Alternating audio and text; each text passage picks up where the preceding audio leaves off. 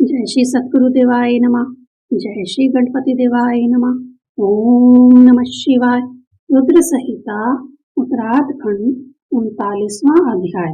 नंदेश्वर जी बोले, अब अर्जुन ने व्यास द्वारा बताई गई विधि के अनुसार शिव जी की पूजा की। एक पांव के तलवे से पृथ्वी पर मुनियों के समान खड़े एकमात्र दृष्टि से सूर्य की ओर तकते हुए तप करने लगे तथा पंचाक्षरी जाप करने लगे। अर्जुन का तप तेज इतना प्रकाशित हो गया कि देवता भी आश्चर्य करने लगे। इस समय दुष्ट दुर्योधन का भेजा हुआ मूक नामक दैत्य शूकर का वेश धारण कर वहां आया। वह अपने वेग से पर्वतों को तोड़ता, वृक्षों को उखाड़ता, अनेक प्रकार के शब्द करता हुआ बड़े वेग से चला। अर्जुन उसे देखकर शंकित हो गया कि कहीं यह दुर्योधन का सखा तो नहीं। यह सोच अर्जुन ने वहीं बैठे बैठे बाण चला दिया। उसी समय अर्जुन की परीक्षा और रक्षा हेतु भगवान शिव जी भी वहां पहुंच गए। उन्होंने किरात का वेश बना लिया। ऐसे स्वरूप में भीलों का सा शब्द करते हुए चले। उधर शूकर भी भयंकर शब्द कर रहा था। जब अर्जुन ने अपने धनुष पर फिर बाण चढ़ाया तो उनके और शिवजी के बीच पर्वताकार शूकर आ गया। अर्जुन तथा शिवजी ने एक साथ ही बाण छोड़ा। शिव का बाण शूकर की पूंछ तथा अर्जुन का मुख पर लगा। बाण उसके मुख से पार निकलकर पृथ्वी में समा गया तथा शूकर मर गया। शिवजी संतुष्ट हुए तथा अर्जुन को सुख प्राप्त हुआ। मरते समय दैत्य ने और भी अद्भुत रूप दिखाया, जिसे देखकर अर्जुन ने कहा, अहो, तो यह मुझे मारने आया था। भगवान शिव ने मेरी रक्षा की है। अर्जुन और दृढ़ता से पंचाक्षरी का जप करता हुआ शिवजी की स्तुति करने लगा। 40वां अध्याय। नंदीश्वर जी बोले, हे सर्वज्ञ सनत कुमार जी, उसी समय शिव ने अपने सेवक को भेज अपना बाण मंगवाया। अर्जुन भी उसी समय अपना बाण लेने चले, जिससे दोनों में वाद विवाद हो गया। गण ने कहा कि ये दोनों बाण हमारे हैं, हमें दे दो। अर्जुन ने शिव जी की स्तुति की। गण ने कहा, तू झूठा तपस्वी है, बाण मेरा है, यदि तेरा है तो उसका फल दिखा और मुझे इसकी पहचान करा। अर्जुन ने कहा, बाण के फल पर मेरा नाम अंकित है, तुझे क्या दिखाऊं? अपने स्वामी को भेज, उसे ही दिखाऊंगा। अर्जुन के ऐसा कहने पर वह गण शिव के पास गया और सारा हाल कहा। इसे सुन किरात रूपी शिव सेना सहित पहुंचे। अर्जुन ने भी किरात की सेना को देख धनुष बाण ले सामने स्थित हो गए। तब शिव ने अनुचरों द्वारा कहलवाया, हे तपस्वी, सेना को देखो और बाण दे दो। थोड़े से कार्य के लिए क्यों मरना चाहते हो? तेरे भाइयों तथा स्त्रियों को दुख होगा। ऐसा कहते हुए भगवान शिव उसके और निकट आ गए। अर्जुन ने भीलराज से कहा कि अगर मैं अपना बाण वापस दे दूंगा तो निश्चय ही कुल कलंकी फैलाऊंगा। मेरे भाई बेशक दुखी हो जाएं, मैं तुम्हारे साथ युद्ध अवश्य करूंगा। श्रृंगार से भयभीत नहीं होता, वनचर से राजा नहीं डरता। यह सुन किरात रूपी महादेव अर्जुन के अति निकट आ गए।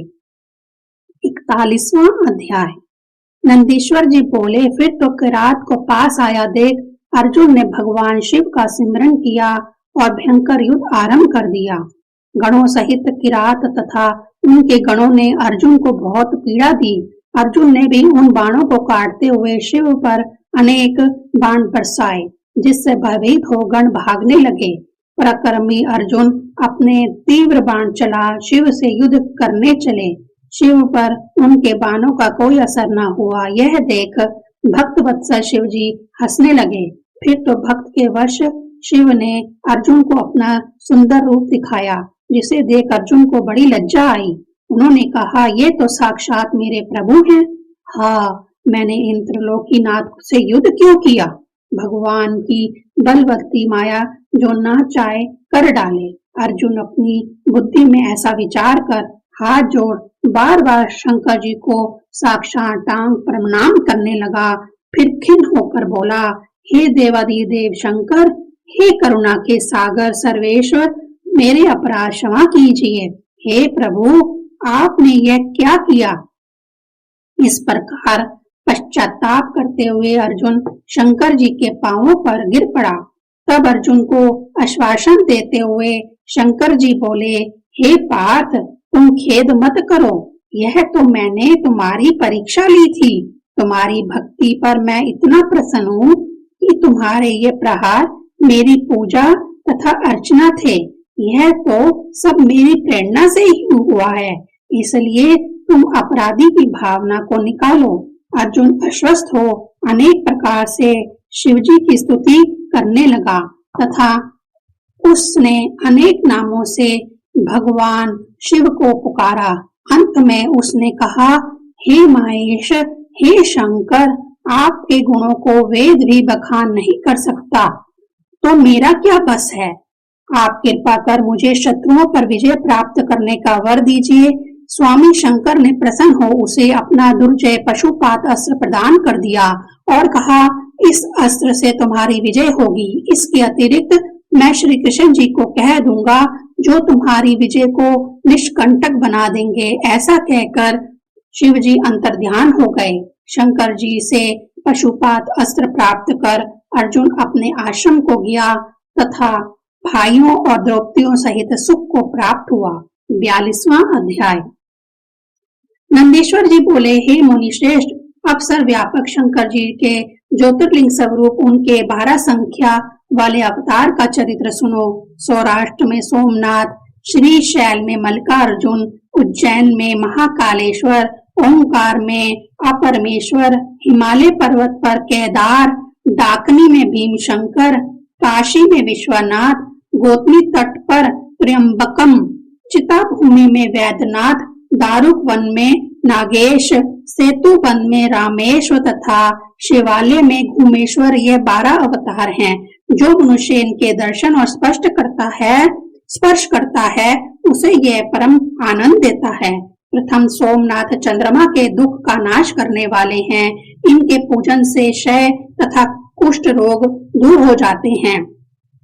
दूसरे लिंग के दर्शन से महासुख तथा महामुक्ति मिलती है।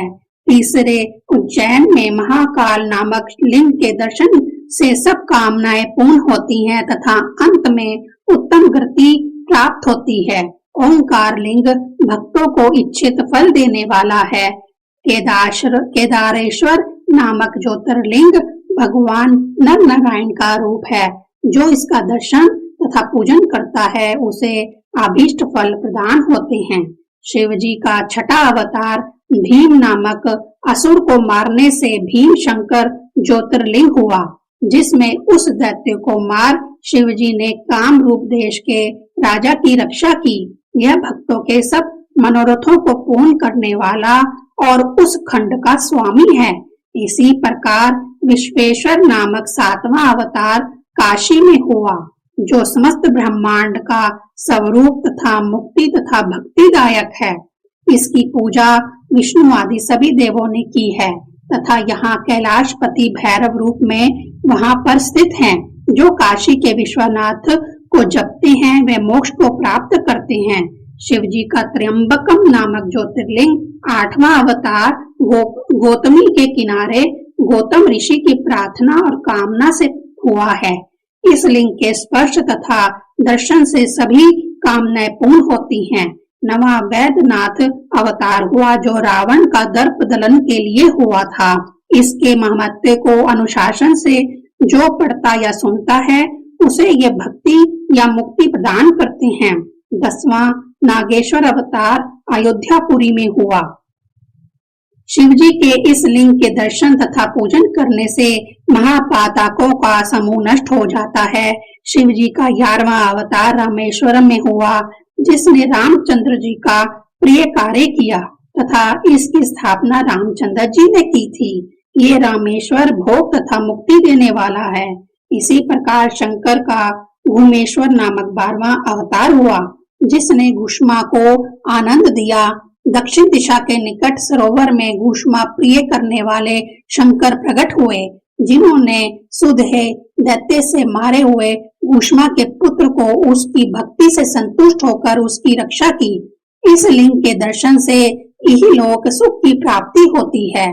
इस प्रकार शिव के ज्योतिर्लिंगों की कथा को जो सुनता या पढ़ता है वह सब पापों से छूट भोग तथा मोक्ष को प्राप्त होता है। यह 100 अवतारों की शतरुद्र नामक संहिता सब कामनाओं का फल देने वाली है। जो इसे मन लगाकर पढ़ता या सुनता है उसके सभी मनोरथ पूर्ण होते हैं और अंत में वह मोक्ष को प्राप्त होता है। ओम नमः शिवाय। इति श्री रुद्र संहिता उत्तरार्ध खंड।